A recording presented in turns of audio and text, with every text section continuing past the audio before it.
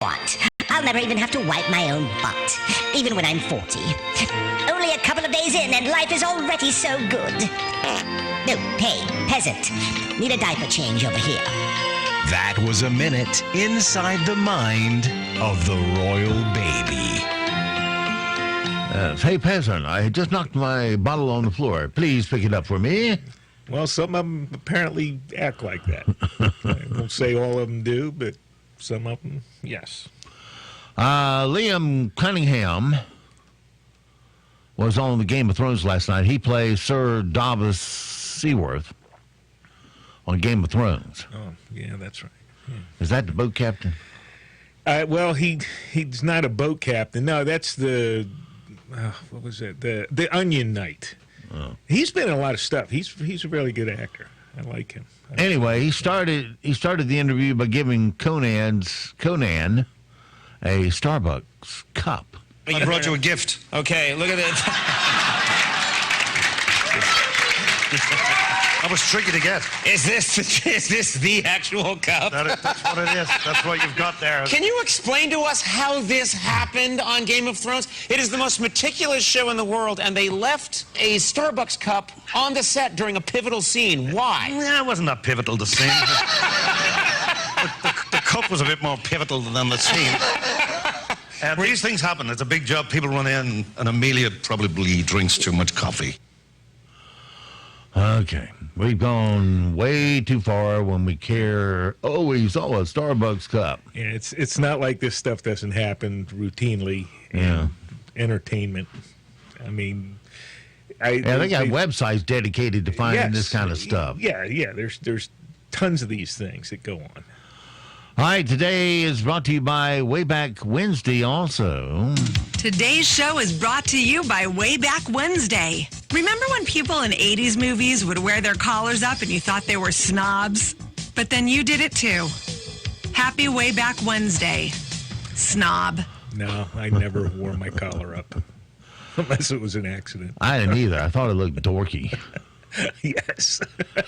Back when I was in junior high, and that's when you were either cool or you weren't. Yeah. You wore a heavily starched dress shirt, with the little hook on the back, hanging it up. Yeah. And when girls liked you, they would come over and snatch your hook off. Yeah, and hopefully that's all they snatched off. Yeah. Right?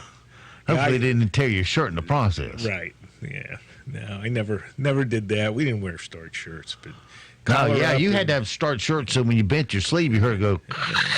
The other thing was wearing your sunglasses up on your forehead. That was kind of dorky too. You mean on the top of your head? Yeah. Well, I do when I get in the shade so I can see. Now, back when I first came in the Marine Corps, we had our green satins. Now, those were starched. You could stand them up in the corner. That's how starched those were. Well, speaking of uniforms, we had a gentleman from Fort Bragg write in yesterday. Did you get my email on that? Oh, yes, I did. Yeah, what did he say? Oh, that's right. The new Army uniform, I guess the nickname for those are pink and greens. Pinks and greens, is that what or greens and pinks? I can't remember. But I don't know how fast I can find it. If you've never seen that uniform, that's their dress uniform, or it doesn't equate to Marine Corps stuff, but that really is a sharp uniform compared to what they wear now. I think it really is.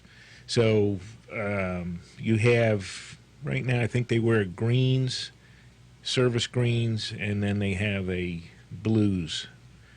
And I think there was a move afoot. They were going to wear blue jackets all the time. Then they didn't want to do that, and those are expensive. Those wear out, so you don't want to do that. But that is a sharp uniform. You can Google that, pinks and greens or new Army uniform, and it's not what you think. It's not pink pants. They're basically a brown base, and they just have this light tint of. I think in the email he said rose or pink. Rose is probably a better, term for it. Yeah, now I'm looking for it. I can't find it. But that's a sharp uniform. I mean, when you look at that compared to their service green uniform that they currently wear, there's no comparison between the two.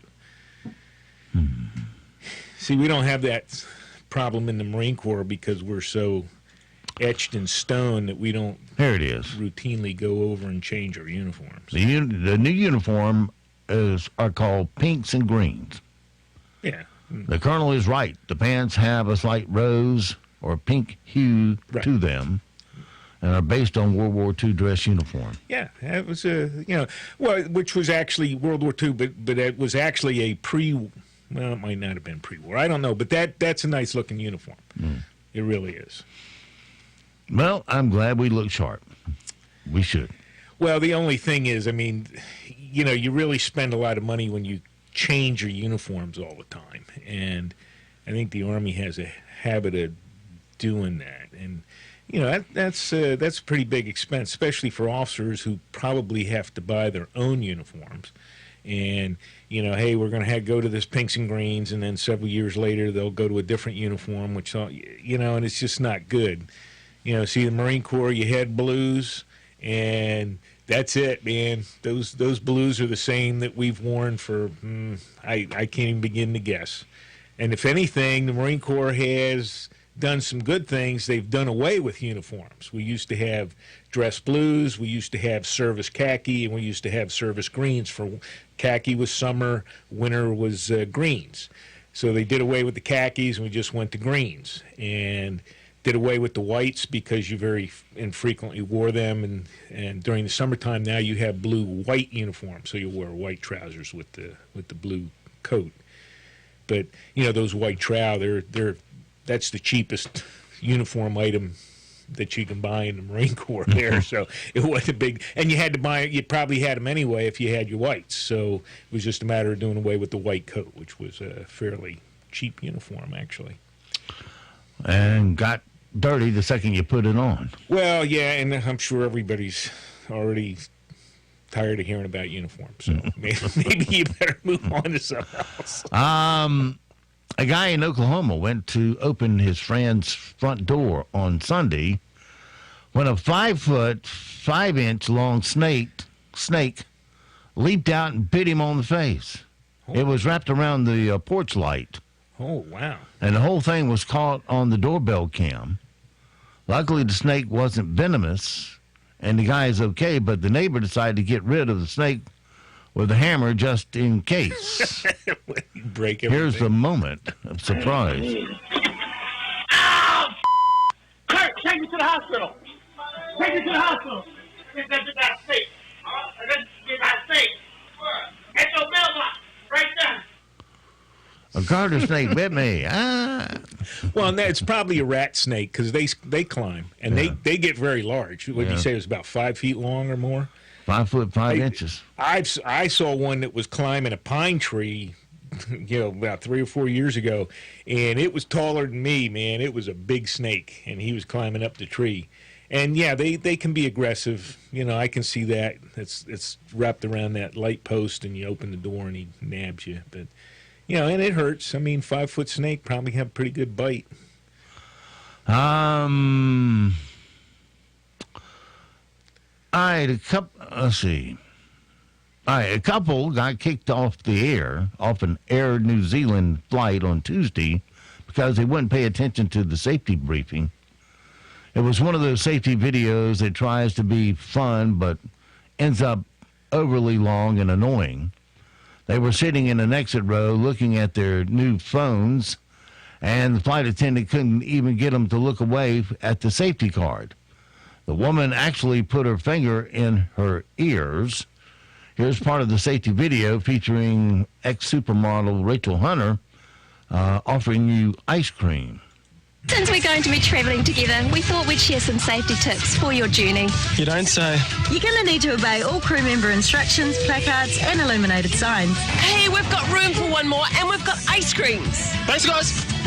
If the fasten seatbelt sign lights up, return to your seat and make it click.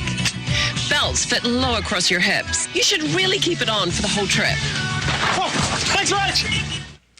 They haven't mastered the art of looking like you're paying attention while you're not actually paying attention. Also, it's National Have a Coke Day because the first Coke was sold at a pharmacy in Atlanta. on this day back in 1886. And here's a little fun fact for you. 11% of us say Coke as a generic term for any type of soda. 56% say soda. Mm-hmm. Let's stop and get a soda. 13% say pop. You want a soda pop? A pop. Yep. Give you a pop. 18% say soft drink. And 5% say soda pop. Yeah. Here's the old Coke jingle from the 80s. Remember this? There you go. You got to be careful. Some of those things. In certain places, you say, "Hey, I'll take a pop." You might not like what you get. Yeah. All right. Let's see. Not much time. Let's do this. Come on, Windows, and play radio with me, will you please? Today's impossible question. When you ask the question, if you could eat only one food for the rest of your life, what would it be? Most people said what? Oh, ice cream. Pizza. Pizza? No. Well, that's probably more rounded than ice cream would be. And according to a recent survey, 41% of parents wish this was longer. Not that, the other thing. School days. You're on the right track. Summer break. Oh, they want a longer summer break. Yeah. I figured they'd want longer school days. So. All right, 65 degrees here in the Sand Hills. Your full forecast is up next, and we'll follow that with all your latest news and sports. It is 8 o'clock. Good morning. Pop-up showers are likely to develop for this afternoon with highs climbing into the low to mid-80s.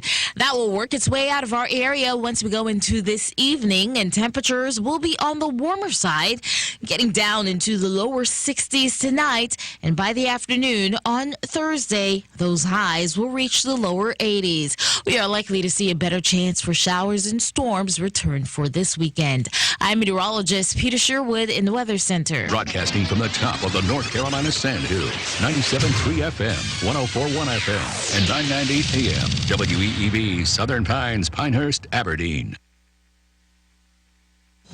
News this hour from townhall.com. I'm Rich Thomason. The House Judiciary Committee this morning considers holding Attorney General William Barr in contempt of Congress. Chairman Jerry Nadler promising to make good on a threat to consider a contempt citation after Barr missed a Monday deadline to produce an unredacted version of the Mueller report. Nadler says the committee will move ahead with a vote unless he reaches a last-minute agreement with the Justice Department. Among the sticking points, Nadler's demand that all lawmakers be granted access to the full report. Capitol Hill correspondent Wally Hines. President Trump labeling a New York Times story questioning his business prowess, a highly inaccurate fake news hit job. The Times story claims to cite tax records and reporting that Mr. Trump lost more than $1 billion in the 80s and 90s and allegedly paid no income taxes in 8 of 10 years. On Twitter this morning, the president offers a lesson on how real estate developers did business decades ago, while criticizing the Times for dredging up some very old information. Colorado once again dealing with the trauma of a deadly school shooting. This happened yesterday in Highlands Ranch, suburban Denver. 2 individuals walked into the STEM school, got deep inside the school, and engaged students in 2 separate locations. Douglas County Sheriff Tony Spurlock on KMGH-TV says 2 teens, both students, are in custody. 1 student killed, 8 other people injured in the attack. A Christian woman acquitted of blasphemy after spending 8 years on death row in Pakistan has now left the country. Asia Bibi being reunited with her daughters who are granted asylum in Canada. On Wall Street this morning, stock futures deep in the red. Dow futures down 135. S&P futures 17 points lower. More on these stories at townhall.com. When it comes to your pain, many of you might be skeptical, like I was, about ordering Relief Factor. Pat Boone again for this wonderful 100% drug-free supplement designed to help your own body lower or eliminate occasional aches and pains due to aging, exercise, everyday living. I'm not skeptical any longer. The 3-week quick start is now discounted to only $19.95. Why don't you let us see if we can get you out of pain, too, at ReliefFactor.com. As soon as we're back out in our yard, yep, we get company. Dandelions, lurking crabgrass, and wheat-thin grass. But Scott's Turf Builder Triple Action takes care of them all. Now, with one bag, you can kill weeds, prevent crabgrass for up to 4 months, and feed for greener grass. Triple Action, so your lawn thrives, guaranteed. Only from Scott's. Weeds aren't welcome here. This is a Scott's Yard. Pick up a bag of Scott's Triple Action today. The company behind a popular consumer product that's found in countless kitchens across the country is being hauled into court. 6 consumers are suing the maker of Pam cooking spray, saying they were severely burned when cans of the spray exploded. The plaintiff's attorneys say some larger containers of Pam and similar cooking sprays made by ConAgra have a faulty vent system in the bottom that makes them more prone to explosion. ConAgra does say that venting system was eliminated during a product redesign earlier this year. John Scott reporting. A suicide bomber has targeted security forces guarding a famous Sufi shrine in Pakistan's eastern city of Lahore, killing at least 10 people and wounding 20 others. An offshoot of the Pakistani Taliban claiming responsibility for the attack, saying their target was the police. Hundreds of pilgrims were inside and outside the shrine at the time of the attack. News and analysis at townhall.com. The Islamic Republic inching away from a nuclear deal amid U.S. sanctions. Iran has threatened to resume higher enrichment of uranium in 60 days if world powers fail to negotiate new terms for its 2015 nuclear deal, a year after President Donald Trump withdrew from the accord. In a televised address, President Hassan Rouhani also said Iran would stop exporting excess uranium and heavy water from its nuclear program to requirements of the deal. Rouhani also says he wants to negotiate new terms with the remaining partners in the deal, but acknowledges that the situation is dire. The pact lifted sanctions on Iran in exchange for limits on its nuclear program. I'm Charles Soledesma. On the heels of yesterday's huge losses, Wall Street futures pointing to a lower open this morning. The market continuing to worry about the prospect of a full-blown U.S.-China trade war. More on these stories at townhall.com. War Dog's Army Surplus Store in Southern Pines is Southern Pines' #1 surplus store. Serving the Fort Bragg area, we buy, sell, and trade military, tactical, outdoor clothing, and gear. We are your military surplus low-price leader and take pride in serving our local military members and community.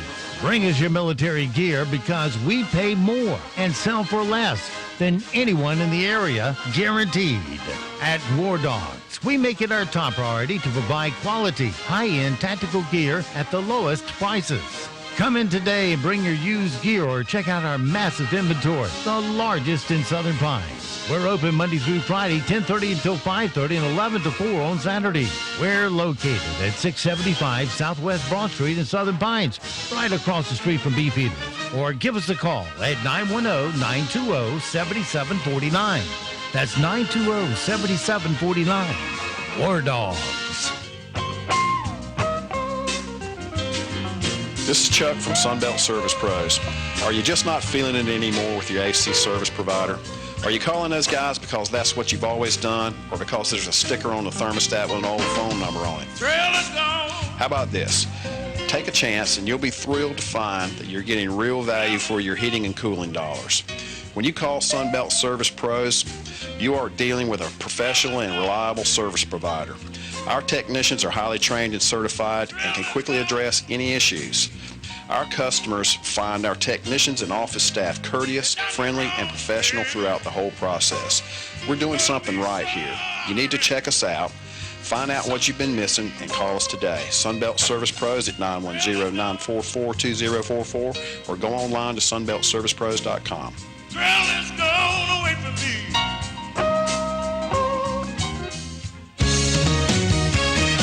7 days a week, we're on the job. John Cole's Plumbing Professionals. Fast, friendly, quality service. You know we can do it all. We can do it all. Don't just call a plumber. Call a professional. John Cole's Plumbing Professionals. John Cole Plumbing, plumbing is what they do. That's why they are plumbing professionals. Plumbing all day, every day, with quality, honest service for you. Don't just call a plumber, call a professional. 910-639-4933. 639-4933. Don't just call a plumber, call a professional. John Cole's Plumbing Professionals. NCN News. I'm Mike Rayleigh. One person is dead and 8 others injured after 2 high school students opened fire inside STEM school Highlands Ranch in Colorado. 18-year-old Kendrick Castillo died in the attack. David Bigno reports one of the attackers was identified as 18-year-old Devin Erickson. Police removed the vehicle from the suspect's home yesterday, and in big old letters from the back of the car to the front, it read, F Society. A bill that addresses cell phone use while driving has passed the State House, but unlike an outright ban, the end product only makes it illegal. Representative Michael Spichelli of Craven County says the bill sends mixed messages. We all understand that talking on a cell phone and driving is unsafe. If we have the courage to pass a bill, and I'm not advocating this, but I'm saying if we have the courage to fix the problem, then let's pass a bill that says no using a cell phone while the vehicle's moving. End of story. Mayors from along the North Carolina coast are discussing the cost of offshore oil drilling if something goes wrong. About a dozen mayors from Duck to Topsail Beach are meeting today in Matteo to discuss their worries about offshore oil and gas exploration. The Trump administration is pushing to expand drilling off the U.S. coast. The New York Times reports that before becoming president, Mr. Trump lost more than $1 billion between 1985 and 1994. Political analyst Larry Sabato says it will have zero impact on his base. Of course, none of Trump's followers will care in the slightest.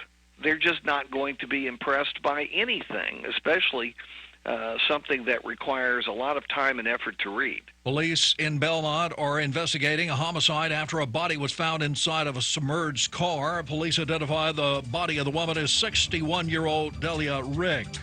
You're listening to NCN News.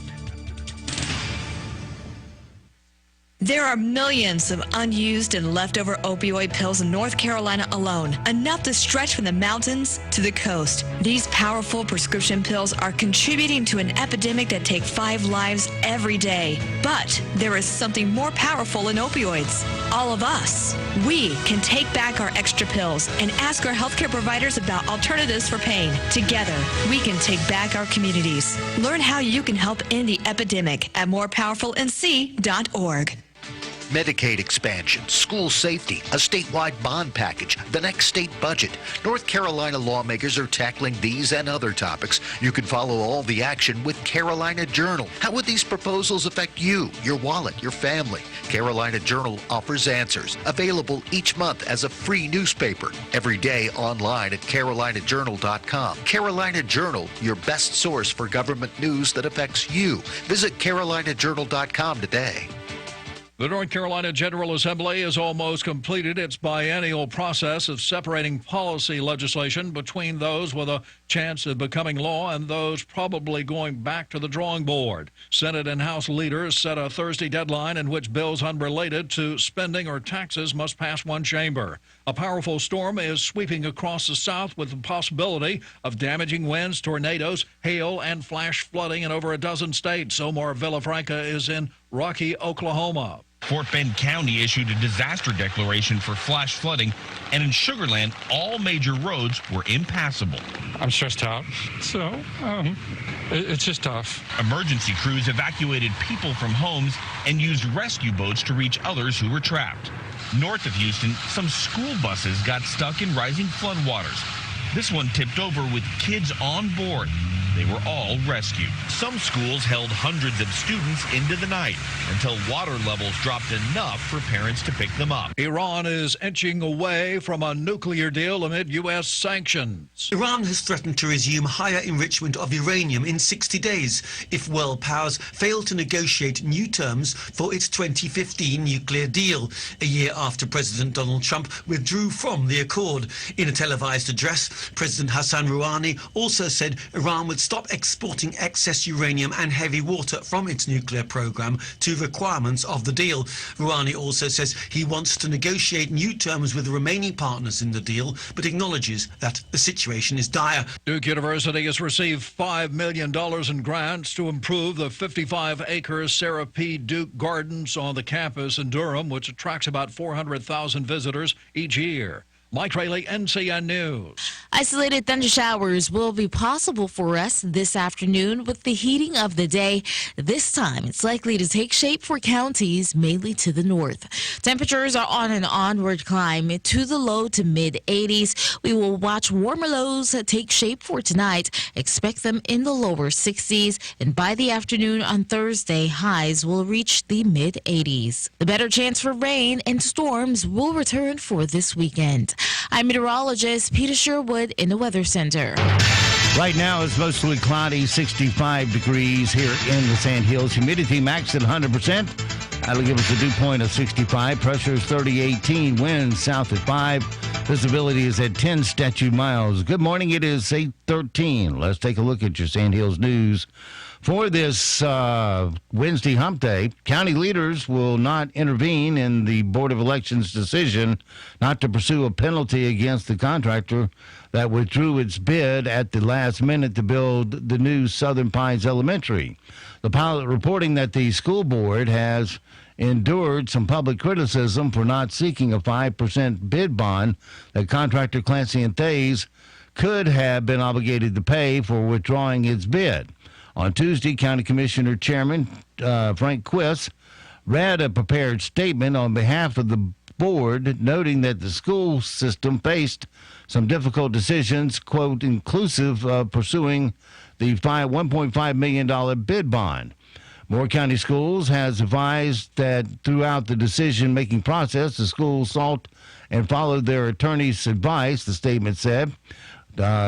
Quoting here again, we do not have the authority to approve or disapprove the school's actions because they are a separate legal entity with separate legal representation. The Board of Commissioners clarified its position on March 19th by stating that the formal resolution that will not provide funding over the $103 million bond insurance approved by the voters, providing funding for the next, providing funding is the extent of the authorities county have regarding public schools, end of quote.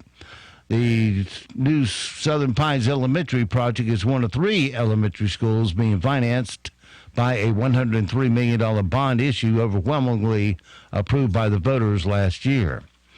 And Nashville recording artist and rising star Claire Dunn will be performing live on stage at the Sunrise Theater Saturday, June 1st at 7:30, recently named as one of CMA's next country women, as one of the next women of country. Claire Danes has toured with superstars like Luke Bryan, Keith Urban, and Miranda Lambert. Tickets are $25 VIP, and $20 for reserved, and available at the Sunrise Theater box office, online at sunrisetheater.com, or by calling 910-692-3611. That's your latest Sand Hills news this morning, but stand by. Here comes your latest in sports right here on Talk 97.3 FM, 104.1 FM, and 990 AM WEEB. It is 8:16. NCN Sports, I'm Josh Zach. Playoff action last night, and we start in the NBA, where the Toronto Raptors picked up a 3-2 lead in the Eastern Conference semifinals. Kawhi Leonard delivered 21 points and 13 rebounds in a 125-89 romp over the 76ers. Nikola Jokic dropped in 25 points and tied a team playoff high with 19 rebounds as the Denver Nuggets blasted the Portland Trailblazers 124-98. They take a 3-2 lead in their NBA Western Conference semifinals. Jokic says Game 6 in Portland will be tough. We were in this position with San Antonio. It's going to be really tough, probably one of the toughest games of our lives. On the ice, St. Louis has advanced to the NHL Western Conference Final as Pat Maroon scored .550 into overtime to give the Blues a 2-1 win in Game 7 over the Dallas Stars. Dallas goalie Ben Bishop was outstanding in making 52 saves. I guess the first word that comes is frustrated. Obviously, a good opportunity there, and just a little frustrated right now. It's tough to end your season, you know, in overtime. It's frustrating losing in overtime and then to lose, you know, season ending. The NHL announced the Eastern Conference Finals best-of-7 series between the Carolina Hurricanes and Boston Bruins will open tomorrow, but the rest of the dates are still to be decided. The Bruins will host the Canes for Game 1 tomorrow at 8 o'clock. After practice yesterday, Rod Brindamore talked about the challenges they'll face against the Bruins. Their championship team knows how to get it done, and you know, there's no weaknesses. Like, they got goaltending, they got great D, they got balance up front. So that's no surprise that they're, you know, having the success that they're having. Game 2 could either be Saturday night or Sunday afternoon, depending on the results of the Game 7s in the Western Conference. Well, we have just had one of them last night. The other one will be tonight between San Jose and Colorado. This is NCN Sports.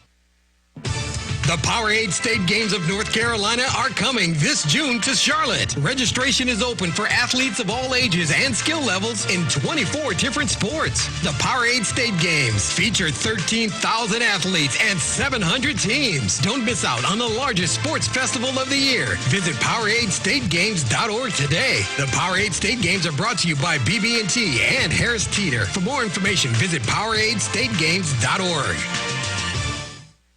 One night with $1 million on the line. These All-Stars aren't racing for titles. They're racing for cash. NASCAR racing is back. The 35th NASCAR Monster Energy All-Star Race. Saturday night, May 18th. The All-Star Race experience includes free concerts by HAR and Hairball. Tickets start at just $39 and kids tickets are just $10. Experience it for yourself at Charlotte Motor Speedway. Get your tickets today. Call 800-455-FANS.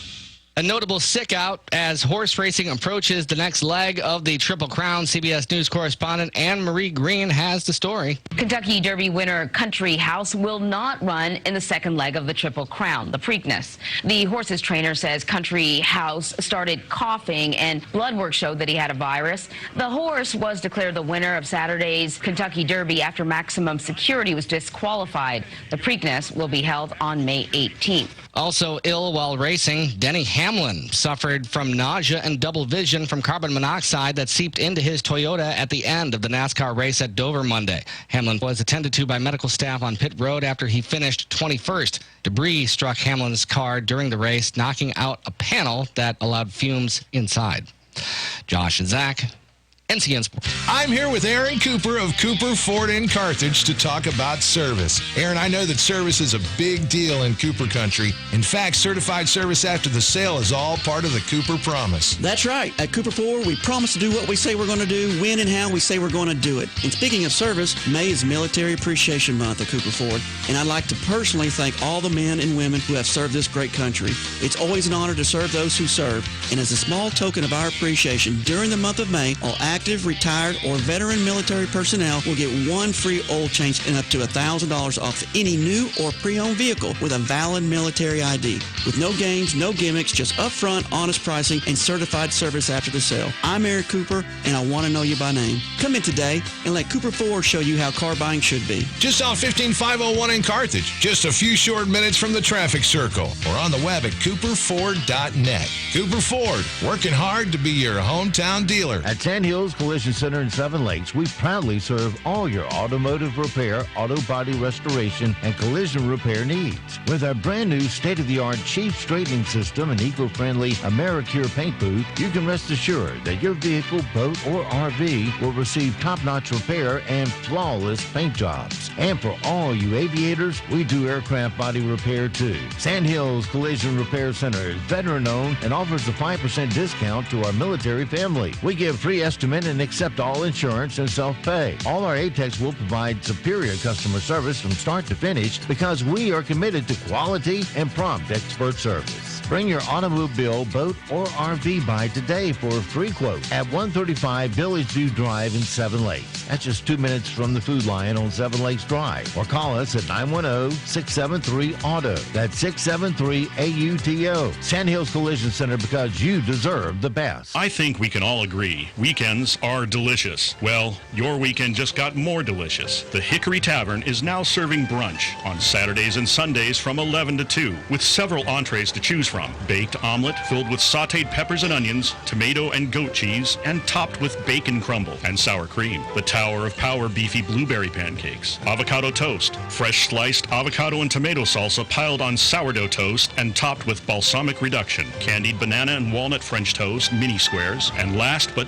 definitely not least, the chicken waffle witch. A Belgian waffle with hand-breaded chicken breast with maple sausage gravy. Each entree comes with a side of bacon. Wash it down with a shareable jumbo mimosa, carafe, or Bloody Mary. Get out of the box and into the Hickory Tavern for brunch, Saturdays and Sundays from 11 to 2. Thank you, Moore County, for voting the Plumbing Night Best in the Pines for the second year in a row. At the Plumbing Night, we know this kind of award doesn't happen by accident. It results from a team who believes in and adheres to our company maxim of extraordinary service and integrity. It takes dedication and innovation in the form of professionally trained technicians, rolling warehouses, and the longest warranty in the industry, 5 years, as well as true 24/7 emergency service. For most of us, our home is our biggest investment, and maintaining the plumbing system, while essential, can be a big expense. So when you need a plumber, you want one who is trained weekly, shows up on time, always gives upfront pricing, and gets the job done right the first time. You want the Plumbing Night. Our knowledgeable plumbers are drug tested and mother approved. Thanks again, Moore County, for voting the Plumbing Night the best plumber for the second year running. We are thankful and blessed that you put your confidence in us. Hello, I'm John Zumwalt, and you're in the Zumwalt Zone. Normally, I try to be at least a little funny on this thing. And to be honest, I don't feel very funny right now. I'm going to try not to be dramatic because I hate drama so much. But this is the United States. This is a nation that's beyond great because we, the people, have a say. We get to speak. We get to voice our opinion to the government. It's we the people, represented by persons we elect. Those people represent us. They're supposed to listen to us, unless you're part of the government that we call the Moore County School District, ruled with an iron fist by Superintendent Bob Grimacy. Now, you may not know this, but there have been some supposed hearings on the issue of redistricting in Moore County. At this moment, it doesn't matter if you're in favor or not. What matters is you have no voice unless you agree with the school board's, Grimacy's stance. The parents who tried to speak at these hearings last night were not allowed to speak. When they verbally demanded to be heard, and this is no exaggeration, armed police officers moved towards them as if to threaten them into shutting up. How in the heck do you think this is okay, Bob, you coward? Face the concerned parents. May not matter to you today, folks, but one day, when you're being the one told to sit down and shut up, it will matter.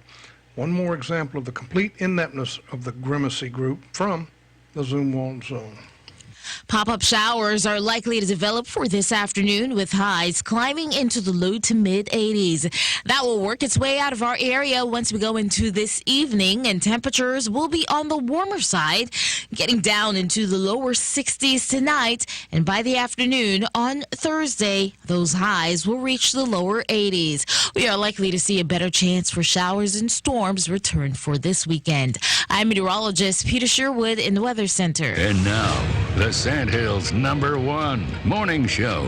Mornings with the Leader Man. Here on Talk 97.3 FM, 104.1 FM, and 990 AM WEEB. And heard and seen around the world at talk973.com. The best part of waking up is waking up with us.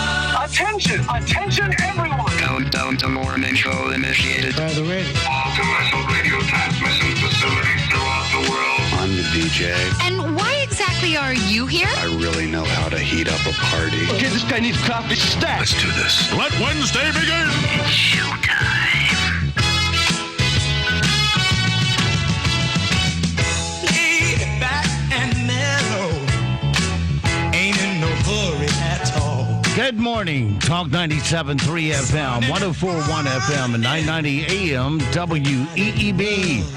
Hey, welcome back to the most listened to program in all of the Sandhills. It is time once again for Mornings with the Leader Man. I am Steve Leader Adams. And don't forget, of course, this program is being heard and seen around the world on our live video stream. That's available to you right now at talk973.com. Top middle of the page is where the link's located. Click on that, and that will get you there. If you're on your mobile device, your YouTube app will do the work for you. Just put Mornings with the Leader Man in there for your search parameters.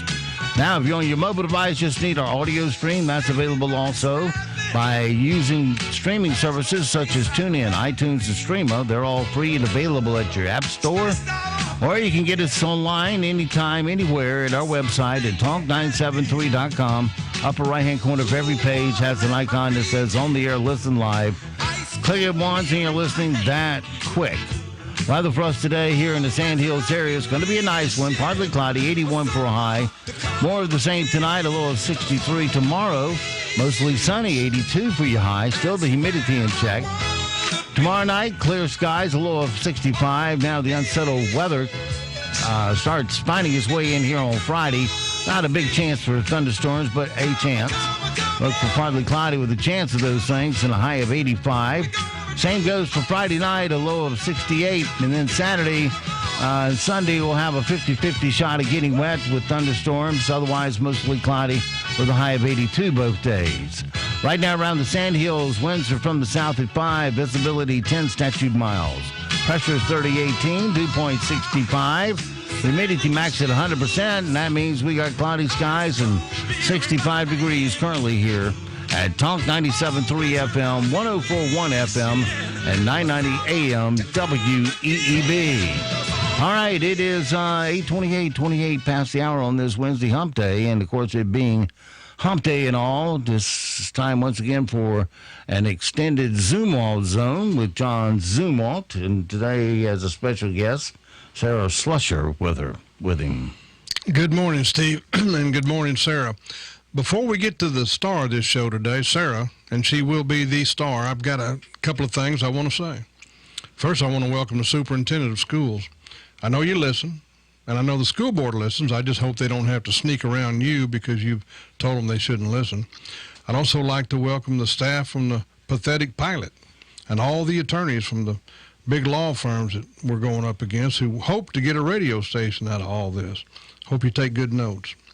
I also want to say to the county commissioners who are listening, next time Bob comes to you begging you for $1.5 million, $2 million, I hope you'll remember this day, the day they decided, well, we're not going to go after that bid bond money, and I think you ought to just quit putting bid bonds into a contract. What's the point? I had no idea when we started all this, and it's a campaign. It is a campaign, that we would have so much pushback from the superintendent, Bob Grimacy. Had no idea this would turn into what it has turned into. I also had no idea that the school board and the Pathetic Pilot newspaper would work so hard to cover this up. But the efforts to shut people up's gone further now. Now Bob's refusing to allow parents to speak out against his latest effort at redistricting. Before, whenever he used to have a little meeting and parents agreed with him, he paraded them through like a well-choreographed road show, smiling, thanking all of them for being there. And now, however, no one gets to speak. Parents are in the audience yelling out things like, let us speak, let us talk, hear what we have to say. And what happens? He moves armed officers close to them to try and intimidate them. This sounds like something I'm making up. It's not. And Sarah will talk about that today as a concerned parent. And Bob does this while the school board sits mutely behind him like stuffed animals that a kid might place on his bed at night to give him courage. They sit there not saying a word. Bob, don't you think you should at least allow school board members to speak? Or maybe you could write something down on a card for them to read. Or are you afraid they'll mess that up? School board members, why can't you simply raise your hand and say, Bob, let these parents talk. We want to hear what they have to say, no matter how uncomfortable it might be for us. They are, after all, parents. All right. I do have a special guest today, a well-informed parent, and trust me on this, I have been absolutely amazed at the depth of knowledge, the percentage of these ladies and gentlemen who know just about everything there is to know about this whole issue. And not just the issue of redistricting, but about all the other things, voices of reason.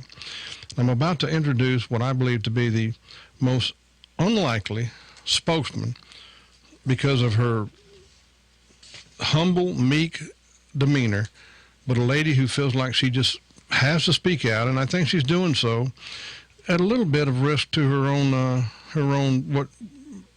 I'm not sure how to describe that, Sarah. So, a lot of us parents are concerned. And I just moved here a little bit over 2 years ago, so I'm not familiar. I wasn't here when Dr. Bob was fired and brought back. I have, no knowledge of that. I don't have any knowledge of anybody involved. But it is odd to me, the measure of loyalty that people have for a superintendent. Like, it just seems strange.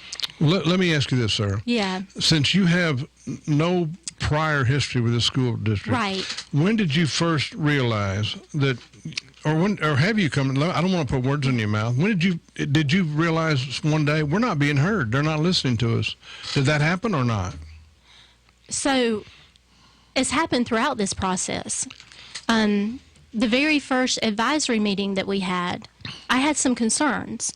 And I don't know every parent in my school, but, I just talked to a couple parents and said, hey, why don't you, just kind of be aware of what's going on. What is your role, Sarah, on that advisory committee, and what is an advisory committee? Okay, so they knew that they were going to undergo this redistricting process. The school board. The school board. Okay. And, the superintendent and his staff. And so they set up a committee. It's made up of one a principal from every school that's involved, and a teacher from every school that's involved, and a parent representative. So my principal emailed me, I think it was in January, and said, hey, would you mind serving on this advisory committee? Well, and she actually asked my husband and me, that we would switch off, but he doesn't.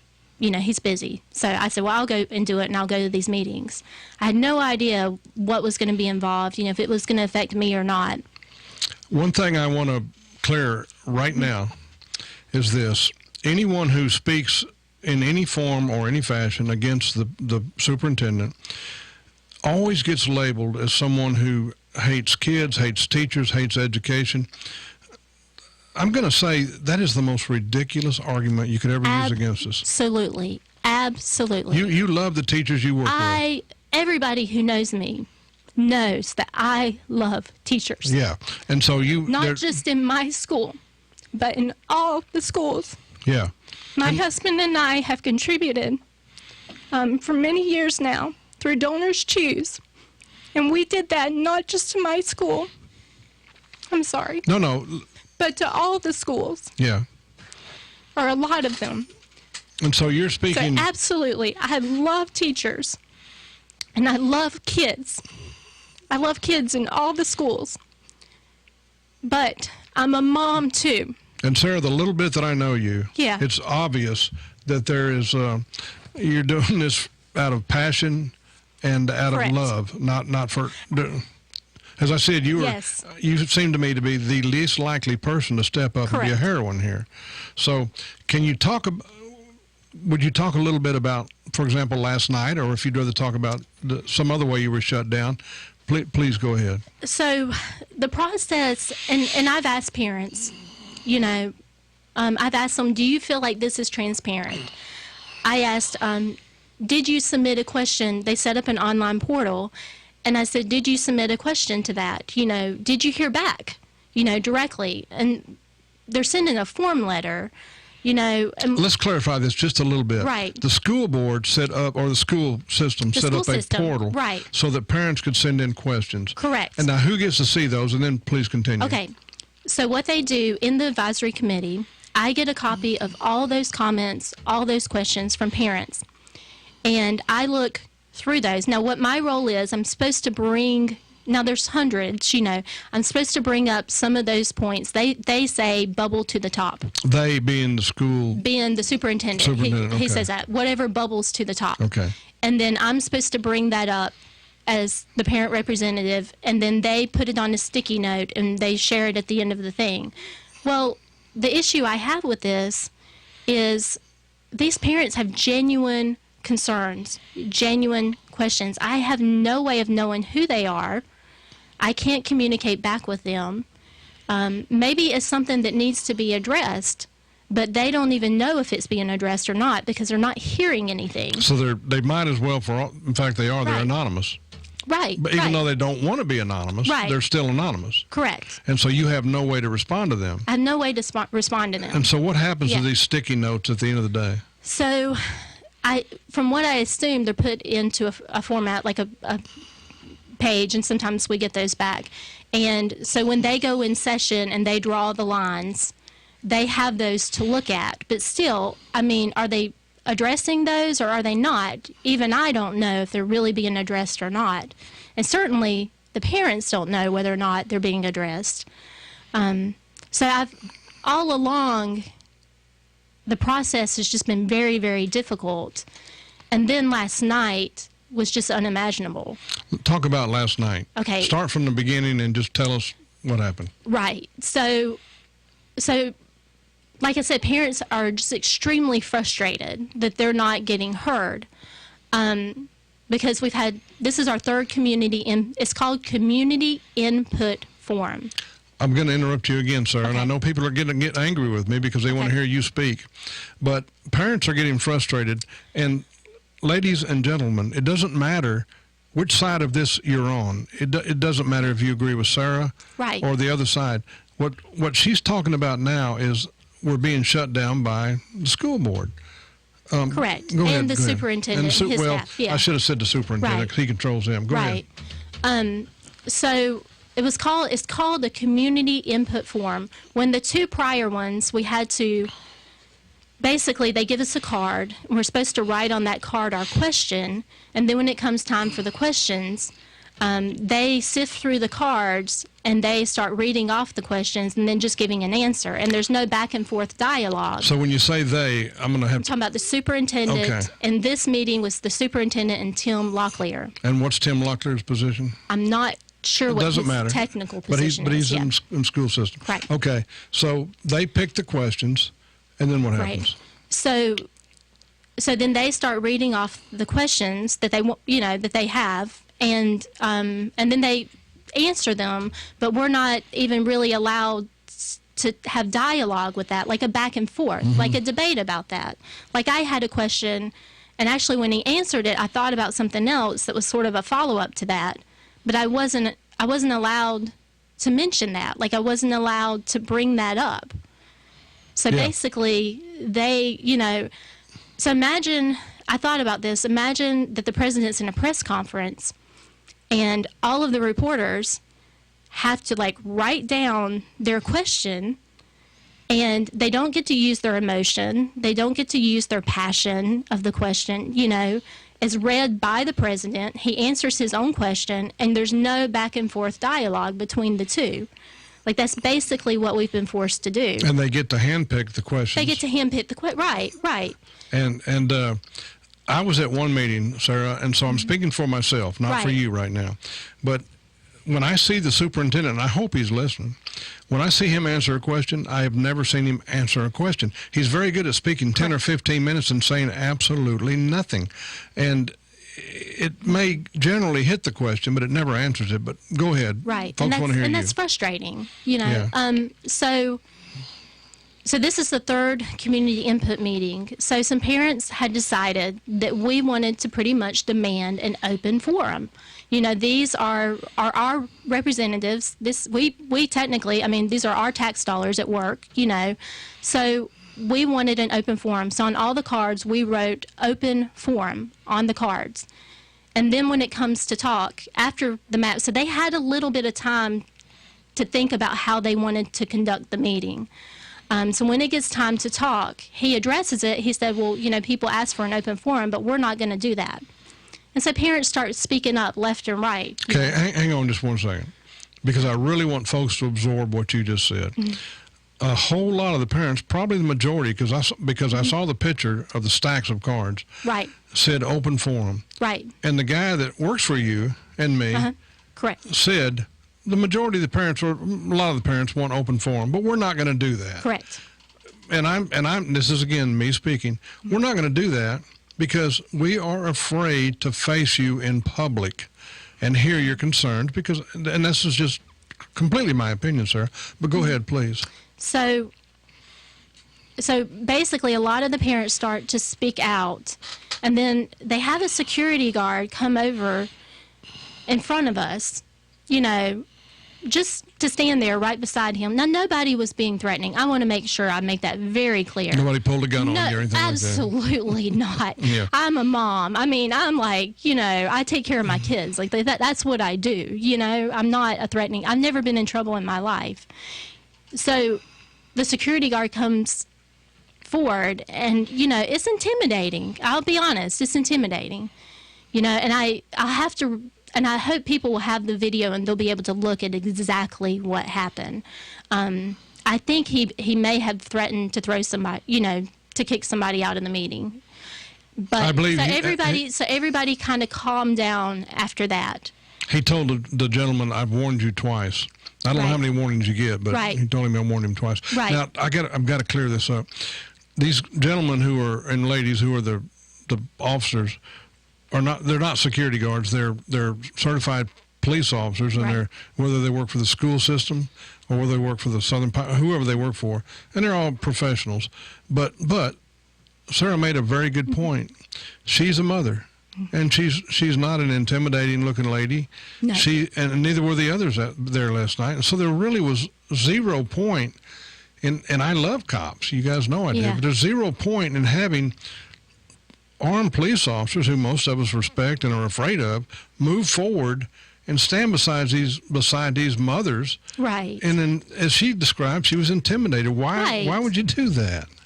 And I'm a mom. Yeah. And my kids are 8 and 10 years old. Yeah. They don't get a voice in all of this. Yeah. And so you're speaking for them. So I'm speaking for them. Yeah. They're my kids. Yep. I totally understand. Now, did you feel like when you left last night, did you feel like you were heard at all? So he did read my question. Which was, in 2014, there was a plan in place, of a master facilities plan, and it included a middle school, which even after the $103 million bond, and they'll tell you this, the middle schools are still overcrowded. So, I have questions, why did we not build a middle school? So that was part of the plan. And the other part of the plan was that my school, West Pine Elementary, was going to get an addition onto it.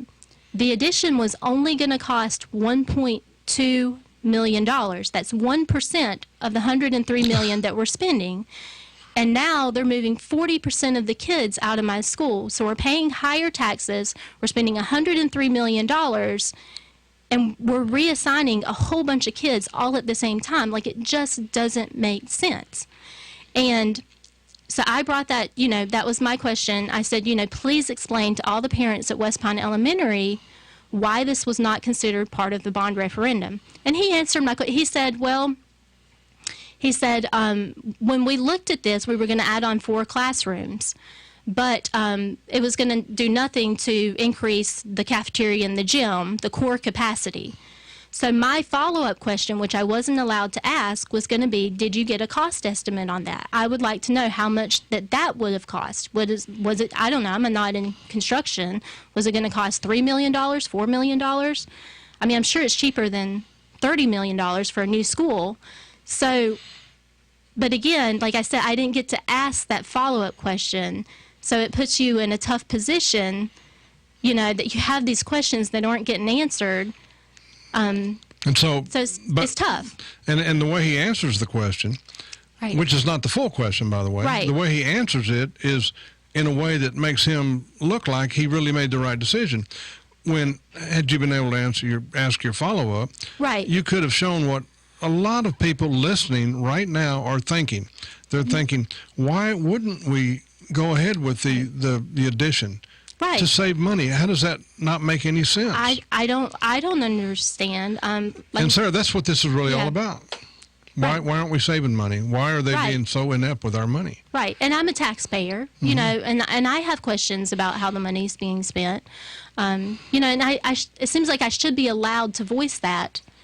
These are the people that I pay with my tax dollars, and they treat me so poorly. And that is the crux of this.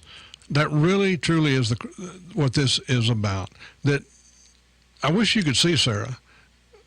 In fact, if you're watching on video, you can. She's not threatening. She's just a lady who loves her family. Absolutely. And there are thousands of you out there who feel the same way. And she's not allowed to talk and ask questions publicly like she should be. What do you think should be done? And let's talk redistricting. Right. Not everyone can be happy. What do you think should be done? Originally, when I was looking at all this, I represent my school. Mm-hmm. I love the kids in my school. You know, we have autistic kids. We have, kids that their parents have cancer. We have a ton of military kids. Like, I wanted to represent them, and it was my desire to keep them in my school. If that's what their parents chose, I wanted to respect that. Somewhere along the process, it changed for me. I found so many things that didn't make sense. And I encourage your listeners, if they're out there, please go on Moore County Schools page and start doing your own research. Make up your own mind about this. Just start digging in. And you'll find things that just don't add up. And so right now, I don't trust the administration. That's where it's come from me. I just don't trust them. And that's sad for me to say. Well, Sarah, you obviously did not start out distrustful. No. And like me, no. you loved the whole system and you thought it was okay and you kind of just didn't bother digging. But when you did, don't let me put words in your mouth. If you're like me, much to your surprise, oh my gosh, this is amazing. Look what I found. So tell me what you would do if you were the superintendent. And I'm Besides not, fire John Barath. Go ahead. So I'm not on the school board. I'm not in that position to make decisions for everybody. But, I just think, if I were the superintendent, I wouldn't behave this way. I'm sorry. I just wouldn't. I never would have, redistricting to me should be a last case scenario. It's a worst case scenario. You only do that when the schools are super overcrowded. If they don't redistrict, what will happen? What you mentioned earlier about shutting down and stopping for a little bit and reassessing and taking it. Can you speak to that? So I do think the process needs to be stopped. And I think we as citizens of Moore County just need to pull back the wool and see what's underneath and figure this all out before we start moving kids around, not knowing the full story. I don't think that's fair to the families, and I especially don't think it's fair to the kids. Yeah, I happen to agree with you. Can I ask a question? Steve, it's your radio station. Well, it's not my program right now. Right. No, seriously, do you think that this outside firm consultant that they hired to come in and look at our situation even knows our situation? Numerics is what you're talking about. No, I don't think they know. No, I don't. But they're putting in all the advice, right? Right. Yeah, it makes sense to me. Right. And something that disturbs me about this whole process is redistricting the new normal for public schools. I grew up in an era, my school, I was never redistricted. They built an addition onto my high school. I worry that this is the new normal for our county. And what does that say, not just today, but what does that say 3 years from now, 5 years from now, 10 years from now? That's a genuine concern of mine. Okay, we probably also bothers. Excuse me, John. Probably also bothers you that good Dr. Grimacy will get a bonus out of this performance by shoving kids to jack up school grades. Right. Well, and I can only say this. These are little children. They should never, ever be used. Ever. Yeah. For any purpose, any situation, by anyone. And that's my mom's heart. They should never be used. Okay, and my belief, I'm not speaking again for Sarah, is that a lot of this has to do with what Grimacy calls poor performing schools moving some of the kids who are performing better to these schools and raising their score. That's not the way you do it, Bob. You do it by doing your job. You're the superintendent. Right.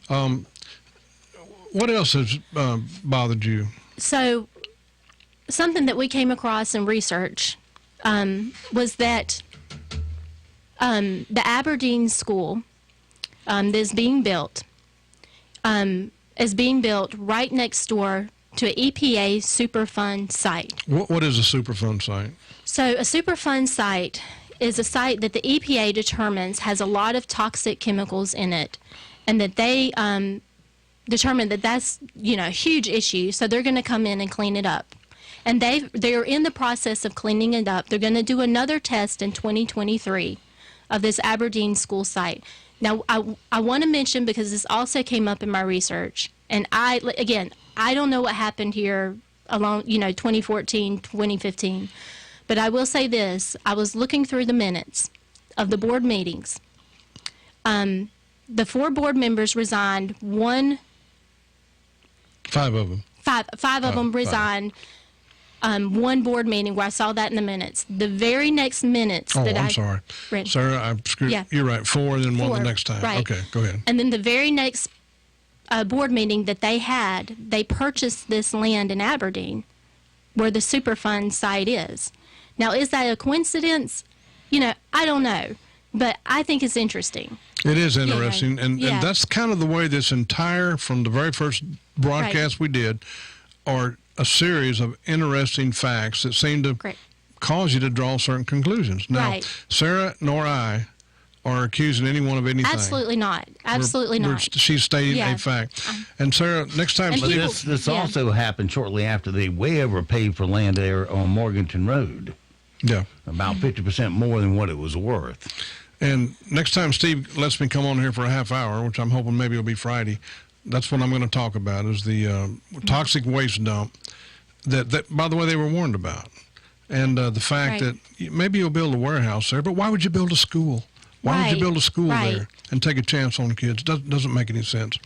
But what else have you run across, and what else concerns you in this? I would say the money really concerns me. Explain that, if you would. And again, I'm not in construction, but West Pine Elementary was built for $9 million. Now, that was 9 years ago. But the new schools are going to be built for close to $30 million, and that's now, and that price may go up. So, and granted, they're 800 capacity. West Pine was 600 capacity, but they're more than triple the price. And I know, steel and other things have gone up in price, but I would just like it, explained, why are there such a big difference in prices of the schools? Sarah, you have just hit the nail on the head. When someone like Steve, who's a former builder, says these things, or a guy like me questions them, okay, but we have a mom here who just is just relying on common sense and what she's read and her research, asking these questions. And I'm going to tell you right now, every person listening, except the pathetic pilot and the school board, is asking the same exact question. Why are we paying so much? And, you hate children. No, we don't. But it's logical that we would ask these questions. Why are other people making money so that we can educate our kids instead of spending that money on education? We've got a couple of minutes left, and so let me ask you to talk about whatever you would like to. So I want to talk to your listeners for these last 2 minutes. Good. There are probably people out there who don't have kids in Moore County schools. They're not involved in this. So I want to tell them that we have a petition. It's change.org, and you can search Moore County redistricting and get our petition and go on there and see what we're saying. But I want to talk to them. Maybe you don't necessarily care about redistricting a few kids, but this is so much more. This is about a parent's right to speak up for their child. And if you believe in the freedom of speech, and you believe that I should have the right in a community input forum to vocalize, not just on a written card, but to vocalize my concern for my child, please, please help us. I am here today because we need your help. I am a mom. I don't have connections. Steve is probably like, or these guys might be, JD and Steve, they might be the most famous people I know. And I just met them. You poor thing. You know, I know. It's sad. It really is. It's sad. I have no connection. I don't even know the local politicians. Like, I have no connections. I'm just a mom. If you're 18 or if you're 90, we need your help. School board members, if you're listening, come on, you've got to be moved a little bit by this passion. You've got to raise your hand at the next meeting and say, let them talk. And if you don't, I don't know what to say to you. I know you, and I know all of you are better than that except one of you. All right. Well, Sarah, thank you for being here. And Casey, thank you for sitting over there in the corner and giving her some moral support. Yeah. Well, the question kind of becomes, what do we stoop to when we won't let a parent talk to their school board? I don't know, Steve. You couldn't have put it any better than Sarah did. I don't know how you could have. Well, Sarah, you had a lot of guts coming in here. Yeah. Wasn't too bad, was it? No. And I want my daughters to be brave. Yeah. And that's why I'm here today. Well, congratulations. You were brave, and we appreciate you sharing it, and we hope you'll come back sometime. Steve, I know we're running out of time, but Sarah's daughter said to her, this is the way the American Revolution started, Mom. Yes. So, yes, that's right. What we need right now, revolution, because we're getting shoved around by a man that more worried about his bonus than he is our kids. So it goes for this Wednesday. Have yourself a great, safe day. We'll see you back bright and early tomorrow, 7 to 9 for a hump day. Thumping Thursday. We have to get our days right. And until then, be sure to support all the mom and pop businesses you hear on our airwaves because they are the backbone of our economy here in Moore County. Your money will stay here, roll over, and create jobs. And don't forget, millions of Americans have fought and have died to give and protect the freedoms that you get to enjoy today. Live today worthy of their and their family's sacrifice. I'm Steve Leader Adams, and the Leader Man and Nick and Colt the Dog will all see you at 2 o'clock this afternoon at the Sunny Dog Park.